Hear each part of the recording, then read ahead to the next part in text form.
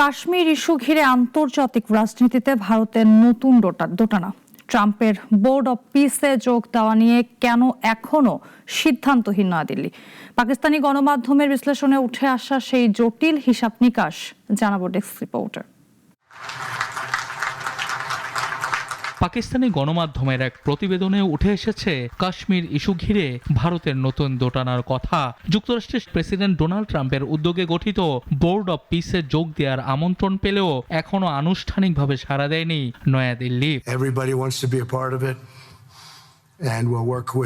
বিশ্লেষকদের মতে এই অনীহার মূল কারণ কাশ্মীর। ভারতের আশঙ্কা বোর্ডে যোগ দিলে ভারত শাসিত কাশ্মীর আন্তর্জাতিক আলোচনার টেবিলে চলে আসতে পারে এবং এতে যুক্তরাষ্ট্রের নজরদারি বাড়বে। পাকিস্তানের প্রভাবশালী দৈনিক দ্য ডনের প্রতিবেদনে বলা হয়েছে, সুইজারল্যান্ডের দাভোসে ট্রাম্প ও পাকিস্তানের প্রধানমন্ত্রী শেহবাজ শরীফ সহ প্রায় ২০ জন বিশ্ব নেতা বোর্ডের সনদে সই করলেও সেখানে ভারতের অনুপস্থিতি ছিল স্পষ্ট। ট্রাম্প জানিয়েছেন বোর্ড অব পিসের লক্ষ্য গাজায় ইসরায়েল ও হামাসের যুদ্ধবিরতিকে স্থায়ী করা এবং সেখানে একটি অন্তর্বর্তী প্রশাসন তদারকি করা। তবে তার বক্তব্যে ইঙ্গিত মিলেছে ভবিষ্যতে এই কাঠামো অন্য সংঘাতপূর্ণ এলাকাতেও প্রয়োগ করা হতে পারে।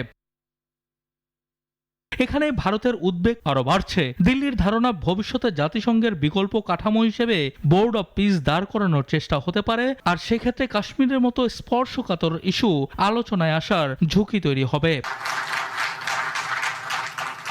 ট্রাম্প আগেও একাধিকবার কাশ্মীর ইস্যুতে ভারত পাকিস্তানের মধ্যে মধ্যস্থতার প্রস্তাব দিয়েছিলেন, যা ভারত প্রত্যাখ্যান করে আসছে।